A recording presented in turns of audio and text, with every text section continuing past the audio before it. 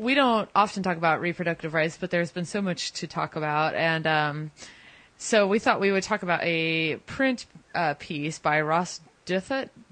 I never know how to pronounce his last name. Not to be confused with douche hat. Yeah. The New York Times columnist that is a douche hat. He is obsessed with abortion rights. He got this column. He's supposed to write about everything, but I think half of his columns are about ladies' vaginas and how they need to be under control. And his latest piece is kind of a very strange one where he basically tries to argue that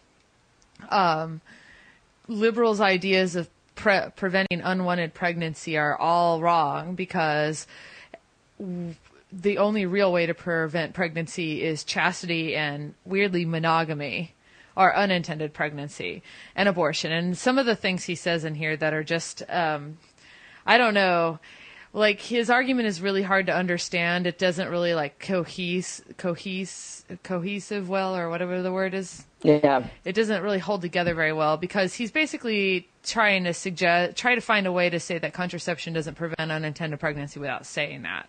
So he really dismisses contraception as just being chemicals and latex.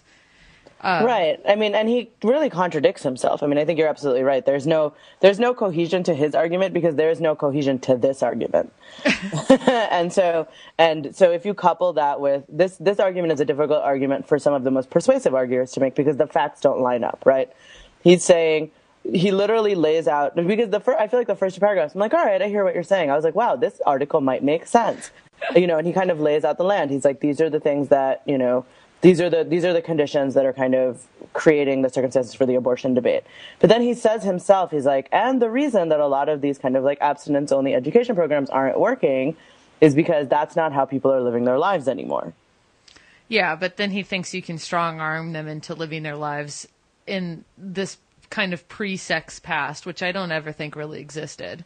It never existed, and has he never met? I mean, it doesn't surprise me that he's never had sex, but has he never? He has one child. Yeah.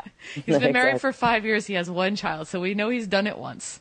Pray for that child, but he has he never been around a teenager? Does he have no idea how teenagers how they interact with each other or how sex works? He wrote a whole book about being a student at Harvard, and the impression I got is that when he was an adolescent and exposed to other adolescents, he was frightened and didn't understand their ways.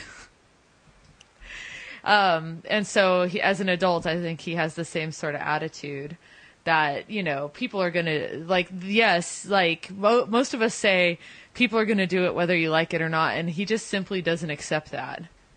Right. He clearly doesn't accept that because he's didn't happen for me, right? I feel like so many people that hold these positions, it all comes back to their unrequited, they can't make sense of the fact, it's maybe nobody wanted to have sex with you, and that's why you think people can control themselves.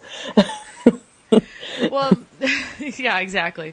So the linchpin of one of his arguments is the notion that abortion rates are in fact higher in blue states than red states. This isn't entirely true across the board, so he kind of tweaks it a little bit, saying it's higher in places with more liberal abortion laws. That is not entirely true, but it's somewhat true, if that makes any sense. Right. It is true that a lot of places that have very liberal abortion laws have a lot of abortions. But then when you kind of get into the weeds, it doesn't actually shake out that way as much as you would think. But not to get mired in statistics, but he kind of misses a couple of points here. So, for instance, he talks about how New York City has an incredibly high abortion rate, which is true. But he neglects to talk about how one of the reasons that New York City has an incredibly high abortion rate is that we have women coming in from different states. Right. And from the rest of the states to get abortions, because you get top-notch abortion care in New York City. You can get abortions up to 24 weeks in New York City. So we're basically getting all the refugees from states that don't allow women to get abortions as easily, especially Pennsylvania. And one of the things to consider in this is that abortion restrictions often cause women who have very little money to not be able to abort in the early weeks of their pregnancy when they'd prefer. So we call it the hamster wheel in reproductive rights circles, where you raise enough money to get early term abortion, but now the price has gone up because it's been many weeks, and so you have to keep doing it. And we get a lot of those women in the city. So 15, 16 weeks, it just took them a long time to get the money together, and now they're here and sleeping in a car. Absolutely.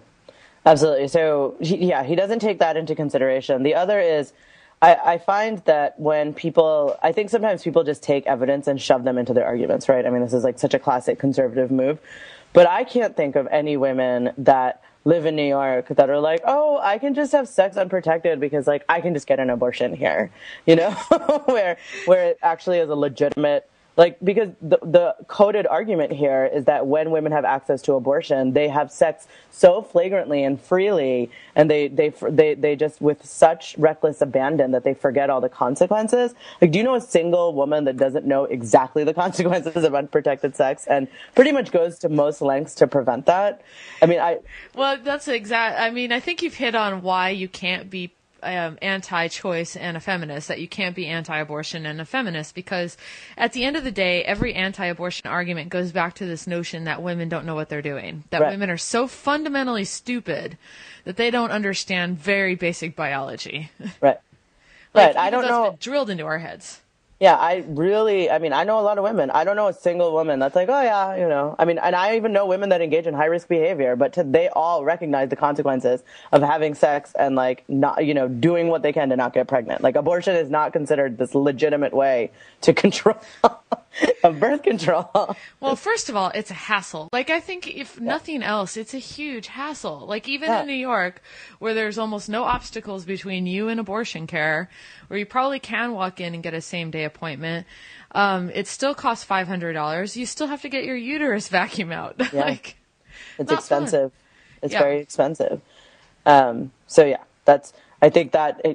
I feel like that's the underlying argument, is just like, oh, well, it's that same fear of like, if women can control like when their uteruses can be occupied, they're obviously going to just like abuse this tremendous power that they're going to have. And so we have to just go ahead and give it to men. Right.